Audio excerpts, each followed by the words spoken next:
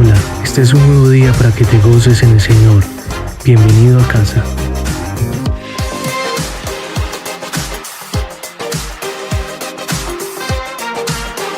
Entonces, el tema, comenzamos ahora 8 días, oremos para no caer en manos enemigas, ¿cierto?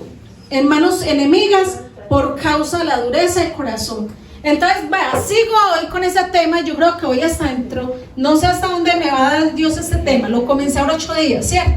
Y ojalá pues que Dios, el Señor, el Espíritu Santo me guíe a toda verdad para yo enseñarles a ustedes mucho. Porque por ejemplo hoy pasó algo en la iglesia, alguien de la iglesia que yo sé que es muy demoníaco lo que le está pasando, y sé que son demonios que están atacando a esa persona.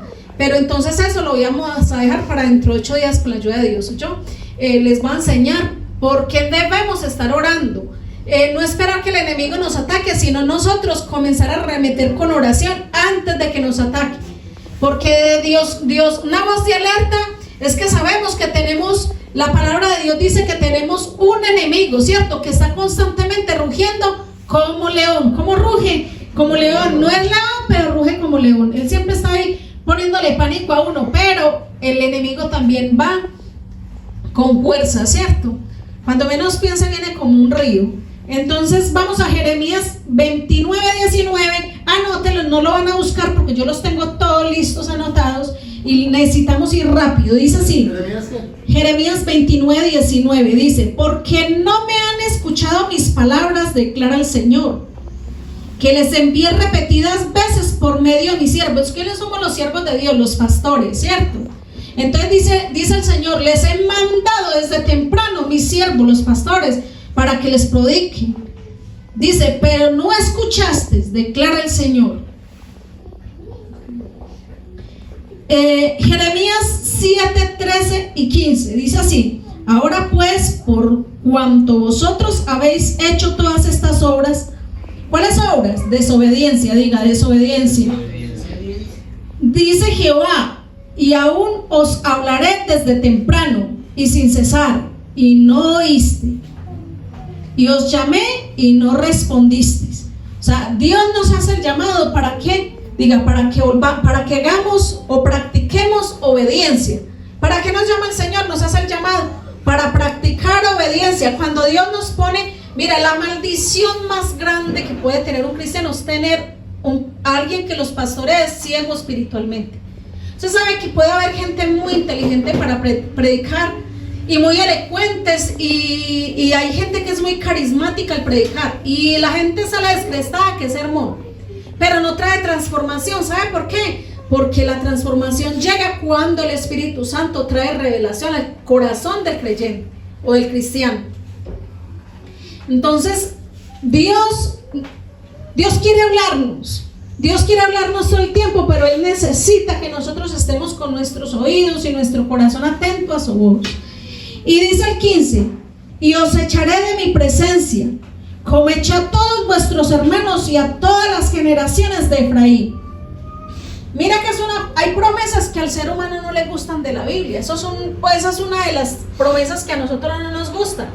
Porque Dios promete que cuando Él nos habla y nos manda y nos repiten y nos dicen y no atendemos, entonces Él dice: los echaré de mi presencia, como hice con los antepasados, como hice con sus hermanos, ¿cierto? Entonces mira lo delicado que es no atender la voz de Dios. Dios nos habla no porque nosotros a veces pensamos que Dios es un padre que está enojado con un palo y que nos quiere azotar todo el tiempo. Eso no es así. Dios nos ama tanto, dice que aunque nosotros seamos pecadores o aunque continuemos pecando, Él nos sigue amando. Dios nunca nos va a dejar de amar. Aunque nosotros fallemos 1 y 1000 veces, Dios nos amará por siempre. Nos amas tanto que cuando nosotros dormimos, Dios nos cuida, ¿cierto? Cuando nos levantamos, Dios nos cuida. Y todo el tiempo nos está cuidando, porque si usted tiene techo, tiene vestido, tiene alimento, quiere decir que Dios nos ama demasiado. Nos ama demasiado. Y nunca ni siquiera lo ponga ante el juicio, ni en duda. Yo nunca lo dudo, porque Dios nos ama demasiado. ¿Cómo nos ama Dios? Demasiado, ¿cierto? Demasiado. Mira que dice: aunque ustedes sean infieles, yo permanezco siendo fiel. Pero ser infiel, ¿sabe que sí sí tenemos un problema muy grande, porque ser infiel nos impide recibir de Dios todo lo que Él ha prometido. Porque como tenemos promesas buenas en la Biblia, tenemos unas que no nos agradan tanto como esta, ¿cierto? De que Dios quita la presencia cuando nos manda otra vez el pastor, nos dice no haga eso, después vuelve el pastor, ay vea, eso trae un cansancio para uno como pastor, y un agotamiento en el cerebro, y el desespero. Solamente Dios sabe las depresiones que nosotros los pastores experimentamos. Porque ustedes con sus hijos sanguíneos, cuando les hablan a ellos por un bien de ellos, ustedes qué quisieran que ellos, cómo respondieran sus hijos, obedeciendo, ¿cierto? Cuando ustedes los aman y les hablan por un bien. A lo mismo nosotros los pastores, uno sufre porque uno sabe que uno tiene que rendirle cuentas a Dios, y es una responsabilidad de nosotros los pastores con Dios. Dios nos va a pedir cuentas de qué hicimos con ustedes, si los condujimos por buen camino, o si por el contrario a uno se le tiró la vida a ustedes.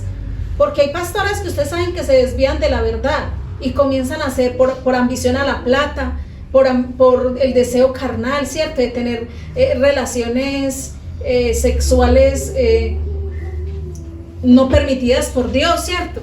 Y se desvían de la verdad siempre por cosas materiales. Y hay gente que se desvía. ¿Por qué? Porque pierden el rumbo con Dios.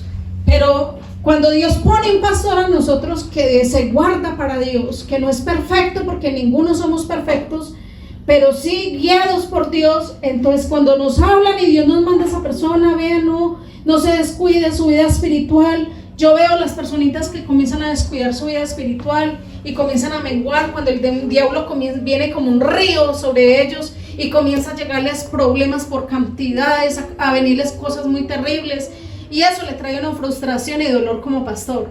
A mí personalmente me pasa eso, porque uno como quiere ver las almas, la iglesia la quiero ver bendecida, próspera, fructificando, que lleven frutos permanentes de conversión, porque cuando uno ve que una persona está avanzando, avanzan todas las áreas de su vida, y uno las comienza a ver bendecidas, y esa es la felicidad de uno.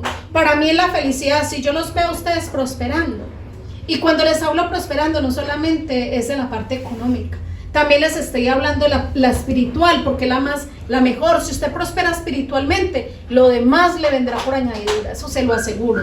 Lo demás le viene por añadidura. Las cosas materiales vienen a consecuencia de la obediencia de nosotros a Dios. ¿Cuántos quieren estar bendecidos materialmente? Amén. Primero tienen que estar bendecidos espiritualmente. ¿Ocho? Primero la obediencia. Jeremías 32:33 dice: y me volvieron la cerviz. La cerviz significa la parte superior del cuello, la cerviz. O sea, dice, mire lo que dice, y me volvieron la cerviz. O sea, hay gente que nunca hace eso. Eso significa sumisión y rendición a Dios. Hay gente que les habla a Dios y es así con el cuello erguido. Nunca quieren darle el brazo a torcer a Dios. No quieren decir: Señor, yo reconozco que yo me equivoco. Yo necesito de ti, ¿cierto? Ayúdame. Si nosotros reconocemos que tenemos debilidades y las ponemos en manos de Dios, como Dios, siendo un Padre tan bueno, no nos va a dar lo mejor, y no nos va a cuidar, y no nos va a ayudar en nuestras debilidades. Dios es el más interesado en que nosotros estemos bien espiritualmente. Dios es el más interesado. Y dice: ninguno han recibido. Ustedes no han recibido porque hasta ahora no han sabido pedir. O sea, no han querido pedir, mejor dicho, ¿cierto? A veces no recibimos de parte de Dios porque no pedimos. Pero si usted pide y usted no, mira que dice, si usted no pide para malgastar, ¿cierto? Para malgastar en las cosas del mundo. Si usted pide, y a eso también se refiere, si usted pide para usted cosas espirituales, ¿cierto? Si usted pide crecimiento, si usted le pide: Señor, ayúdame. Señor, necesito que me des fuerzas para seguir adelante, ¿cierto? No me dejes desmayar en el camino. Dios nos da fuerzas y cada día estamos más fuertes, y venga lo que venga, pase lo que pase, estamos plantados en la casa de Jehová, como decía el rey David, ¿cierto? En la casa de Jehová moraré por largos años. Y dice así, entonces dice y el rostro, dice así, me volvieron la cerviz y el rostro. ¿Saben? Que voltearon el rostro a Dios. Y cuando les enseñaba desde temprano y sin cesar, no escucharon para recibir la corrección. Mire lo tremendo esa palabra, ¿cierto?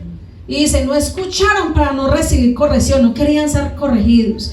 Y Jeremías 22:27 dice, y entregaré en manos de los que te buscan, de los que buscan tu vida, sí, en manos de los que temes. Por eso dice el Señor que el que teme lleva en sí castigo. Entonces, usted tenía temor a algo y a eso que usted temía, eso le llegó. Dice, en manos de los que le temes, en manos de Nabucodonosor, rey de Babilonia. Y me puse a buscar en el diccionario. Nabucodonosor fue uno de los reyes más malvados antes de Cristo. Antes de Cristo, fue uno de los reyes más malvados que tuvo de esos tiempos. Entonces mire lo que dice el Señor: los entregaré en manos de reyes malvados. ¿Y quién es un rey? Diga, el presidente. ¿Quién es el rey? En una nación, el presidente. Entonces mire, cuando Dios nos habla y no atendemos, así como pasó en Venezuela, yo les he dicho a ustedes, cierto, cantidad de veces, ¿por qué Venezuela cayó en eso? Porque toda la gente le dieron espalda a Dios, hasta las iglesias cristianas. Nosotros estuvimos en reuniones con pastores que eran venezolanos, y estuvieron pastores de muy reconocidos de iglesias que eran inmensas de grandes, y ellos mismos pidieron perdón. Y yo a ustedes la vez pasada les compartí un video de un pastor que es muy reconocido en Venezuela, y una iglesia de multitudes, era de multitudes. Y ese pastor decía, nosotros tuvimos la culpa porque nos dejamos calentar el oído de Hugo Chávez y sometimos a la iglesia toda su subyugación, porque toda la mayoría de la gente quedó en ruina, que perdieron todo lo que tenían, ¿cierto? Entonces mire, yo creo que como Venezuela tenía demasiado dinero, demasiada plata, ¿cierto? Los venezolanos tenían mucho poder adquisitivo. Es que es una de las naciones más ricas porque latinoamericana, ¿cierto? Porque tenía mucho petróleo, y dice que hay mucha esmeralda y como oro allá en Venezuela. Y yo digo que cuando una persona es muy mire, algo que yo reflexiono demasiado es ¿por qué Jesús dijo que es más fácil que entre un camello por el ojo de una aguja que un rico entre al reino de los cielos? ¿Será que es que Dios tiene algo contra los ricos? No, porque es que Dios es el que da la riqueza. Él es el dueño del oro y la plata. Dios no tiene problemas con darnos a nosotros cosas materiales, sino que la persona, a veces la mayoría de la gente, cuando tienen cosas materiales, se olvidan de Dios y comienzan a ser maltratadores, a humillar a los demás, a sobajar a los demás y a creerse más que los demás. Del poder adquisitivo y dinero también ha corrompido muchos pastores, líderes mundiales, ¿cierto? El poder del dinero. Y muchas veces la gente, cuando vive tan cómoda, se vuelven muy fríos espiritualmente. ¿Ustedes han notado los mayores avivamientos donde suceden? Donde hay persecución de cristianos, donde la iglesia es perseguida, y hay más avivamiento. Porque la gente sí van realmente a lo que van a la iglesia, a buscar de Dios, a buscar a Dios, a buscar al Dios Altísimo. Porque les puede causar hasta la vida misma cuando ellos van a una iglesia cristiana. Entonces ahí sí es uno decir que tiene realmente ganas de ir a buscar de Dios, ¿cierto? A Dios. Porque imagínense en esas circunstancias.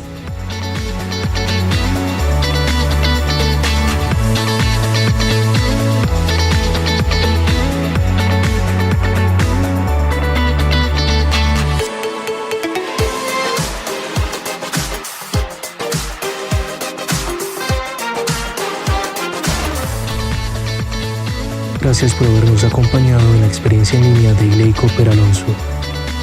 Recuerda suscribirte y activar las notificaciones. Bendiciones.